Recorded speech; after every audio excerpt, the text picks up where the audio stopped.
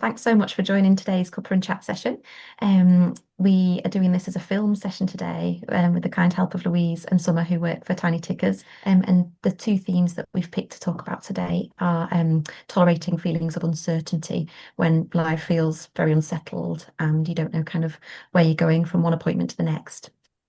So we're going to talk about how difficult it is to tolerate that uncertainty, and any ideas that Louise and Summer have had that have helped or been really helpful to them in looking after their little ones with all that uncertainty. We're also going to be talking about, again, a key theme that arises from these sessions is managing feelings of stress, high anxiety, and just lots and lots of understandable worry about your little one. Particularly heightened at times of kind of forthcoming surgeries or procedures, and all those developmental milestones as well. So yeah, that's the theme for today. Um, I'll just introduce myself. I'm Rachel. I work as a Tiny Tickers peer support group facilitator. So my job in the Cuppa Chat sessions is to kind of give everybody a chance to speak. So we'll start, if it's okay, should we start with you, Louise? Are you okay to introduce yourself? Yeah, sure. Yeah. So my name is Louise. I'm Tiny Ticker's communications officer, and I've got a daughter called Emmy. Emmy has transposition of the great arteries. So she had her open heart surgery when she was 6 days old, and she just turned 3 last month. Super. Thanks, Louise. Thank you. We'll just introduce Summer as well. Yeah, so I'm Summer. I am a project support officer for Tiny Tickers. I have a little boy, Jackson, who is 3.5 now. He was born with a right aortic arch and vascular ring and also a moderate VSD.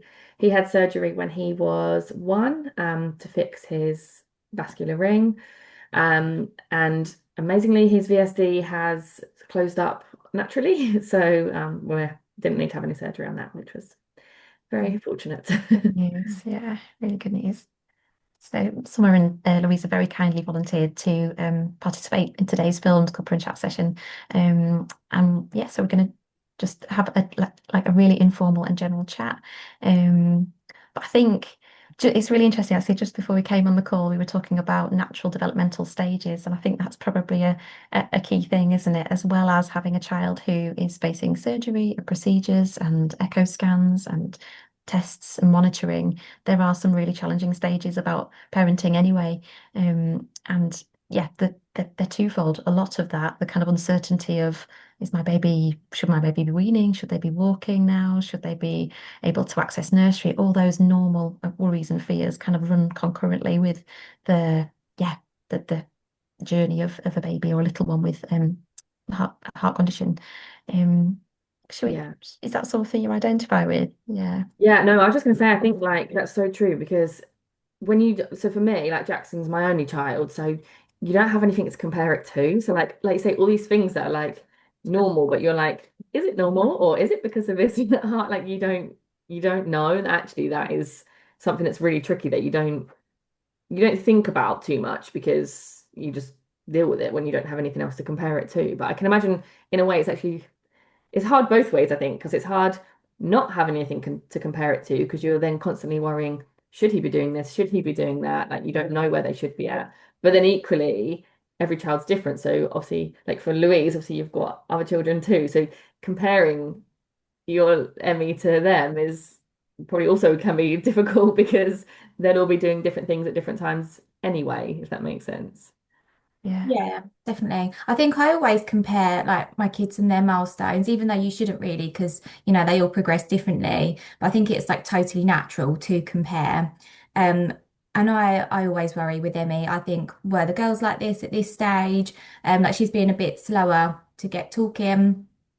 She also tends to go a bit blue sometimes, and I think is that heart related or is she just a colder child? So yeah, it's really difficult. Yeah. And some things can be kind of nipped, some worries are nipped in the bud straight away, aren't they? I was just thinking those queries about Emmy being a little bit bluer. Sometimes when we speak to the nurse specialist, they can really normalize that and reassure and provide that comfort. But there's so many unknowns and uncertainties, aren't there, about, like you said, a speech and working in the NHS as I do, there's a lot of watchful waiting. So they might sometimes say appointments, we'll see at the next appointment or we'll see at the next appointment. But actually for you, every single day you're seeing Emmy trying to form the words and the letters and the speech sounds. So it's really, really difficult to see her struggling. So every time she speaks, it's a bit of a trigger, isn't it? Is that normal? And I think the Yeah. thing that we know about worries is one worry triggers another, which triggers another, and they're like branches on a tree. Before you know it, by bedtime, your head's full of, oh gosh, and we can really kind of overthink and almost catastrophize about that. Have you, either of you identified with times where worry's been particularly high, or that feeling of stress or overwhelm and that burden of the heaviness that you feel of anxiety and worry? Has there been a point in Emmy's life or in Jackson's life where it has felt really overwhelming? I feel like I always get that nervous feeling before her echo.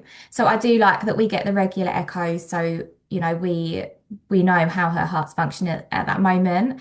But I feel like it's very normal to get that like rising anxiety on the build up towards that as well. Um, touch wood, we've been really fortunate with her heart scan so far. And but you always wonder, like, is this going to be the scan where they pick up something? So I think it's totally normal to feel nervous around that sort of time. Yeah, Yeah. it's allowing yourself, like you say, it's normal. It's allowing yourself to feel that, and it's a bit like a wave, isn't it? Riding that wave, the appointment's coming. You can feel that sort of physical sensation of the anxiety building, Yeah. and again the uncertainty of what the medics and the consultant's going to say. Um, it's really good if you can identify, actually, my anxiety is higher, but that's completely normal and understandable. Can stop that kind of spiral of thinking of what's wrong with me, or like, why can't I kind of get a grip on that it's, yeah, like you said, it's how we should feel and think just Yeah. before the big appointment. Mm. What Yeah. about for you, So we're Summer? like obviously at quite a different stage now in that we're quite a bit further down the line, where we have, I mean, Jackson's last cardiology appointment, they said they don't need to see him for another 3 years. So they're not going to be as regular now because obviously he's had his repair and because the hole's now pretty much closed, it's kind of at the point where he doesn't need to have as regular checks, which is great, really positive. So I kind of try and take myself back to what it was like before. So bigger uncertainty for us was with his surgery. So because it wasn't urgent. I didn't need doing, as soon as he was born, like Emmy did. It was very much for that first year, when's it going to be? Do you know? And that was a real struggle for us, I think, because every appointment we had, I mean, at that point, we had appointments constantly all the time. And it was like every appointment, oh, is today going to be the day that you're told next week is having surgery? Or, at one point we were told, okay, yeah, full open heart surgery to fix everything, and that'll be in, say it was like November. So we're kind of gearing up, preparing, shielding him from people and stuff beforehand. And then, 3 weeks before, oh, actually, no, we've reviewed it again and things have changed and it's not going to be now and this is going to be different. So I think that was quite difficult for us, the uncertainty of knowing what was happening and when it was happening, because from the outside, you wouldn't have known any different. Like he seemed, to be meeting all his milestones and he seemed to be fairly well and healthy. And I think that the uncertainty of not knowing what's going on was tricky. Yeah, it's a long time, isn't it, to not know? Yeah. A year, did you say? What, month Yeah, and yeah. month? He Yeah. had his surgery a month after his first birthday. So it was, yeah, Oh 13 months. So gosh. yeah, full kind of year of Gosh. not Yeah. not knowing that something was going on, but not knowing when Yeah. or yeah, that was quite hard actually. Yeah, you've really hit on something there, Summer, and it's common for lots of other families that join these calls of saying that, yeah, baby's been assessed and diagnosed, and we've been told heart surgery is coming, but no indicator as to when. And it's again that will watchful wait. And but sometimes talk about when baby's a certain weight or a certain, you know, sometimes they talk about when baby deteriorates as well, or little one deteriorates, and that's really hard to sit with, that feeling of you're going to let my baby sort of struggle and then you're going to come and intervene. And I think with any family member that you love and care about, if someone says this is the diagnosis, this is the plan, it's that kind of feeling of, can you do it now? Like, get Get on it with it. done. Yeah. Really hard to sit with. Mm. In that year, did you have family members? Because you're saying about almost people kind of forgetting that he had a heart condition, because he Yeah. was functioning really well. Yeah. Um, is it hard? Was it hard for you to kind of access that support? Because I was just thinking for you, that worry will have just been bubbling under the surface all across that first year.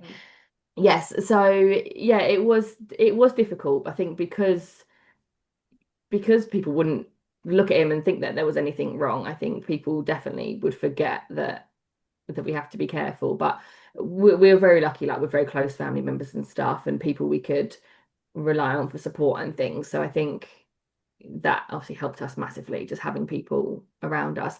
I think we've always been quite open about it as well, which I think helps, just talking about it to anyone and everyone really, like, because it is part of him. And I think, at the time he was small. I guess he was small, so people would comment on that quite a lot, actually, like how small he was.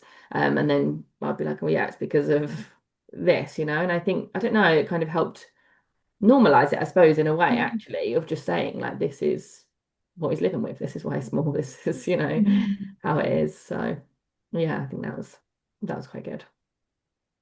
Good, you're comfortable speaking about it. I think it takes time, doesn't it? Because I think sometimes the shock of diagnosis, whether it comes during pregnancy or once baby's here, that shock can really floor people, and they need time to kind of get their head around what it means. And I think a lot of people have questions directed from family members who are equally concerned and want to show their care. But it takes time to get your head around, well, what does this mean for my little one? What's going to happen? And it can be a bit overwhelming, can't it, to answer people's questions. And I think we all do it, don't we, with people we love and care about, will say, let me know if we can do anything, and actually might not know what you need and what that support looks like just at that early stage.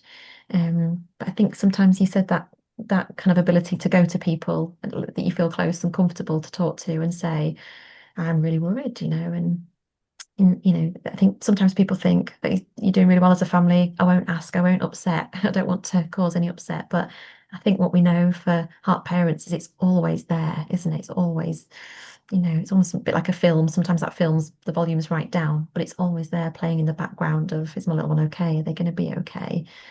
How are they going to function doing these things? So actually sometimes when family members and friends ask, how are you actually with Jackson's heart or Emmy's heart condition? It does invite you that chance to speak a little bit. But you're right, Summer, if you find people, whether that's your friendship group or your family network that you can just go to, and the people you can just turn up in tears to, it's usually, really, really helpful for you. It's quite cathartic, isn't it, to kind of get all that weight of worry and uncertainty off your chest a bit. Yeah. Just thinking for you, Louise, with Emmy having a surgery straight away, she'd have had, quite a visible scar as well, won't she? And I'm just wondering the difference in your stories as well for, with Emmy sort of being operated on straight away. And did that Yeah. how was Um, that for you? Well, so when we found out about Emmy's heart condition, I was only 13 weeks pregnant. So no one actually knew that I was pregnant apart from our immediate family. So I was going to say that actually gave us time to like process Yeah. how we were feeling as well at the same time, and like come to terms with what the pregnancy would look like and what, shortly after her birth would look like. Um, so yeah, that was kind of positive in a way. We also had a really great support network. We're very close to our family, and we had some great friends as well. And I looked through the Tiny Tickers stories, so I felt like I had other people to relate to. Because you can type in into the search bar their heart condition, so I could read like TGA specific stories. And there's loads on there, and that was really helpful because it is a huge shock at the time. So I felt like that was how I sort of dealt with her diagnosis. And then when she was born, I announced it on social media that she was born and that she had a poorly heart. I didn't go into it in great detail, but I just said she would be getting surgery and, we'd update everyone in due course. So obviously she did have that really early. She had that at 6 days old. But we were really lucky with her recovery, and she was out, I think she was 17 days old when she came home. And most people wouldn't know, apart from she was very small. So I'll get told like, oh, your baby looks like a little doll. Because obviously she'd had like less feeds with having the surgery. Um, so you could tell maybe something through looking at her. And like you say, she did have a very visible scar. Mm. So people know, and then our family and friends knew when she started preschool. I told preschool. Obviously, they can see that she has her scar as well. But yeah, same as Summer, I've always been really open. I like to talk about it. and speak to other families, I think is really important as well, so that you feel like you can all understand each other. And I think that's really important. Yeah, I Mm. I agree. So I didn't do any of that at the time, and I don't know why. I think everyone's different and it doesn't necessarily work for anyone. So I didn't join any of the support groups or anything like that. But actually, saying that since joining Tiny Tickers and working here, and actually meeting all like other colleagues like Louise and a lot of our other colleagues who have also got heart children and babies, I think that actually has massively helped. Just like you say, people who can understand and know what it's like. So in hindsight now, I think it would have been great if I had joined the support groups, like the pregnancy one, because I found out when I was pregnant as well, like probably would have been great at the time. Obviously, hindsight's, is what it is. But I think that actually would have been really good. See, was more, I wanted to know everything like medically and like I wanted to know like all the, like from the surgeon and stuff, like exactly what was going to happen and all the diagrams and videos and things like that, that weirdly is what helps me. I think in a way I could kind of separate it from that's my baby's heart, do you know? Like I feel they're showing me a diagram of this is what's wrong. I don't know, in my head it was like, okay, that's a heart, Mm. but could take it away from it being his heart somehow. I don't know. But so that's weirdly what helped me, I think, was just knowing the medical bits and kind of ins and outs of that, which obviously I Yeah. had zero clue about before because you don't until you need to, do you? So Yeah. You've hit on something there. We all cope so differently, and there's no right and wrong. And you're saying, oh, it's a bit weird. Not at all. I think what you did was you compartmentalized, didn't you? Because yeah, you had to parent, you had to kind of get through labor or cesarean, you had to kind of get through all these big stages. So to almost sort of like getting all your facts together, all the information, equipping yourself with the knowledge from trusted people, professionals. If you understand it, it's that knowledge is power, isn't it? So I kind of got my head around it a little bit, and I can compartmentalize that's the heart. So I think it's actually a really good strategy that you did. Um, we know for some people, avoidance is their strategy. It's too kind of almost painful to think about, and it can really floor so many people. And like you said, someone to come to a group and to speak aloud about something you're so concerned about, so worried about in front of strangers can feel incredibly daunting. And I suppose that's the beauty, isn't it, of tiny tickers that you can come at any stage. There's not a kind of an expectation that you come through pregnancy or you come post labor or birth or cesarean. It's yeah, you can dip in and out as often or as little as you need to. Um, but it's really lovely to hear that by working with your colleagues in Tiny Tickers, you've got that kind of lovely natural support network, haven't you? And people just get it. People get it instantly. They've lived it. They've breathed it. They know the worry. yeah, Um, I think sometimes there can be things, but again, people have mentioned in these sessions, the Cuppa Chat sessions, like heart anniversaries can sometimes be difficult.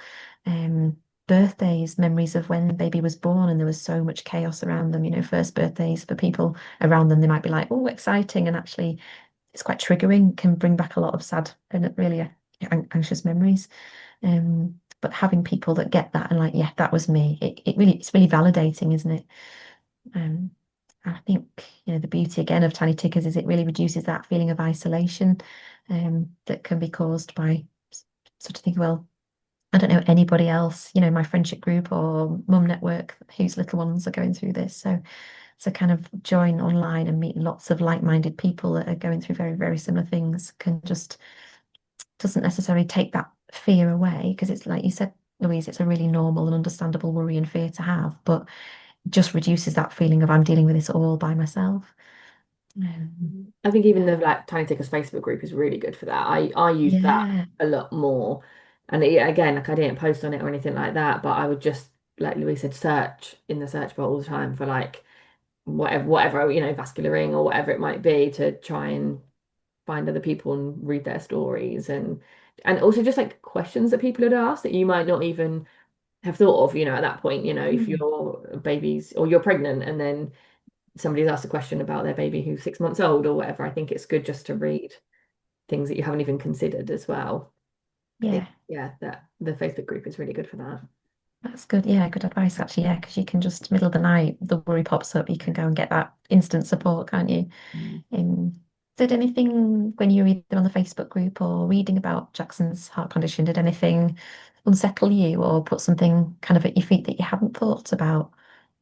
Oh, not that I can remember really. Well, I say my memory's not very good. It's been a It's few years. okay. It's all right. So not that I can really remember.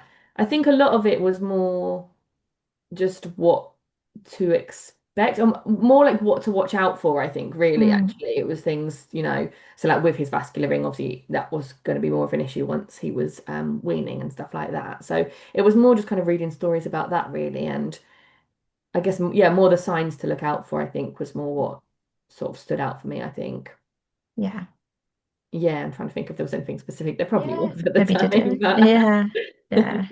And I suppose when we're kind of in anxiety mode, when everything can feel quite overwhelming and anxiety provoking, can't it? So, like you said, just thinking about weaning when you're a first time parent and you're thinking about, I've never weaned a baby before, don't know what I'm doing with that. And now, the vascular ring added to yeah. that, can be really, really unsettling. But I think what's really good about the Facebook group is they're very sort of trusted sources, aren't there? And I think when we just put it into Google, vascular ring, you get, people in America and people kind of older adults with these things. And actually, it's kind of like bring it back down, compartmentalize again, isn't it? Let's look at babies with this and little children with this and parents who are coping with this day to day and managing fine. So it's a really good sort of direct place of support. Mm. How about for you, Louise, with Emmy? Did anything kind of um thinking about the uncertainty of little ones with their heart conditions, did anything kind of come to the fore for you that you hadn't maybe thought about when she'd had a surgery or when you were diagnosed in pregnancy? Um, Well, I read a lot of the stories and I listened to a podcast that I found as well.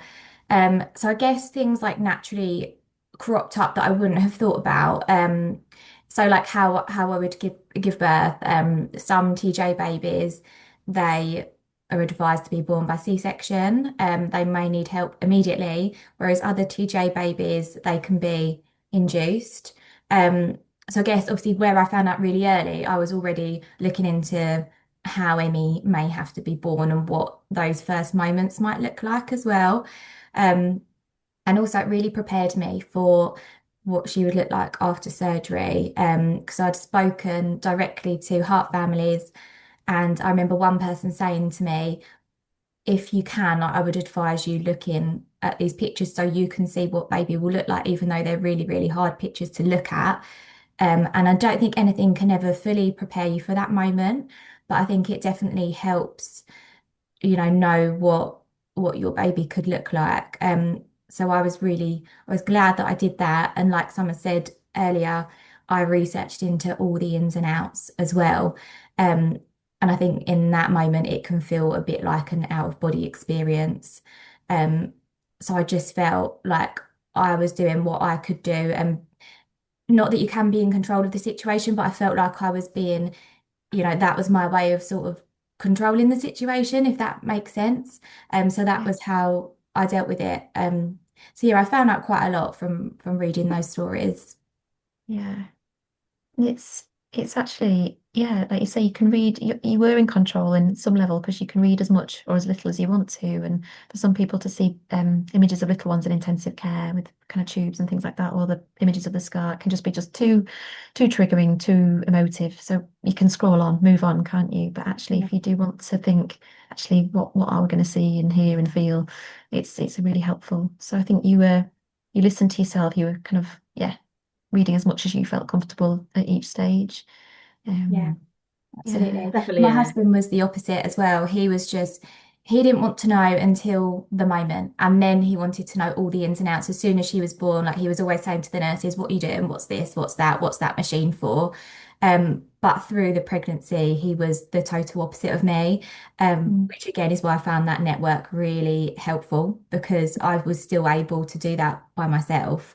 mm, And get that support that I felt like I needed and helped me to kind of process and deal with it. mm, That's so funny you say that because my other half was the exact same. Like I remember saying to him, like, I want to know everything. Like I think we had like a video call with a surgeon or something. And he was like, "Oh, I just don't want to know like what they're doing." He was like, "I just want to know that he's going to be okay, and when it's done, that he's fine." He's like, I don't." It's so weird, isn't it? Like how Mm. it's just so different to each other, I suppose, like you said earlier. It is funny. Yeah. It's a really interesting point you've both raised, actually. We know, you know, there are differences in males and females in how we kind of process information and cope with things. And it's a sad thing, isn't it? But it's so many dads that do come to these sessions say, I felt like if I was going to open up about it, I'd almost lose control of my emotions. Like I wouldn't be able to turn the tap off. I'd be crying all the time and I wouldn't be able to cope. And that feeling of kind of it's very sort of stereotypical kind of view, but that couldn't be there for my partner if I was really, really overwhelmed and emotional and they're carrying the baby and they're going to have to do everything on the year of maternity leave. So it's that feeling of for guys, can't let those feelings get on top of me. But I guess what we know is that there's nothing harmful by lifting the lid on emotions. It's like that release valve, isn't it? And we all know that feeling of actually I've had a really big cry. I've said what I was worried about, and it doesn't take it all away, but it's that catharsism of it, isn't it? But you're right, in families we all have different coping strategies. And I think it's really, really important that you've mentioned that because I think sometimes there's an expectation, well, why are you not reading about it and why do you not want to know what's going to happen? But it's like it's just too emotive, it's just too painful. And everybody comes to that when they're ready. Like you said, Louise, your partner was like, I want to know now she's here, I want to know and equip myself. Good for him for asking the questions of nurses because again, the medical world can feel quite intimidating, can't it? When you step onto that ward, there's lots of professionals all wearing different coloured scrubs and uniforms but yeah, to sort of know that you are the expert in Emmy and yeah, ask those questions of the people that are caring for her. Yeah, Um, definitely. And they were always like very, very willing to give us any information, yeah, which really helped us. so good. I And think that's yeah. part of it as well is putting trust in the medical professionals because that's hard for some people, definitely. And I think, like you said, it's just a whole new world that you don't know about until you're in it. Like you say, all these people and machines, and for most people, going to different places, like also like hospitals that you've never been to before, and like I think like before I gave birth, I'd never even been to hospital myself, like for anything, and it's just you're thrown into this whole different kind of life, which I think is quite difficult. But like I know for me, I don't obviously not everyone's the same, but for me, I think just putting trust in those people, like they know what they're doing, they know what they're saying, like Louise said, asking them questions because they know, I think is quite important as well. But yeah, just trusting people that know what they're doing, which is also something really difficult to do at the same time when you're handing your baby over to them, it's Yeah, yeah, it's yeah, tricky. yeah. You're right though. It's their day-to-day job, isn't it? Yeah. So you know you're going to get an honest answer, a professional answer, and sometimes in situations, well-meaning people, friends and families and colleagues, sometimes want to offer their comfort by saying, well, I know someone that had a heart condition and then they jumped out of a plane or something like that. And actually it's not comforting or reassuring because this is about your little one and you want to know just about their heart condition. And there's so much variety, isn't there? As we've learned, through working with tiny tickers. What it means for one family can mean completely different for another family. But you're right, if you can go direct to source, whether it's the clinical nurse specialists or nurses on the ward, and just ask. Don't be frightened to ask. That's yeah, good advice. And so much in that little short window that we've covered already, and kind of delve deeper into yeah the challenges of living with uncertainty, and whether that's for a short period of time or for a year or more. Just how much anxiety, normal anxiety, kind of comes to the fore with that. I think thanks Louise and thanks Summer for all you shared because even from those discussions, I'm hearing that they're the normal worries and fears. So it's very normal. So you don't have to beat yourself up for being anxious or think, well, now I've got postpartum anxiety. It's not, it's very normal anxiety about your little one. And it's hard because, like we were saying, you're going through all the normal developmental stages as well as kind of grappling with the medical world and all the terminology and everything that brings about.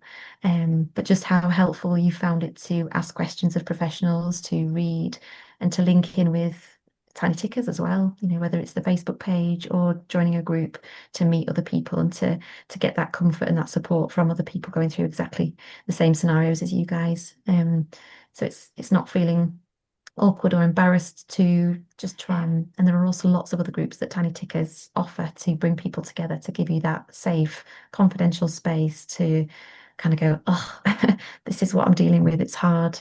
I know that you're going to have other parents on the call that would be like, well, that was me last year, or I've got this coming up, and yeah, to feel that solidarity, I guess, of other people who are going through those situations. Um, but another thing I heard when you were talking is that self-care through kind of going to your families, going to your friends, not feeling embarrassed to do that or clunky to do that, even if it's that, like you said about Jackson Summer, that he's looking well and people are kind of almost forgetting that he's got a heart condition.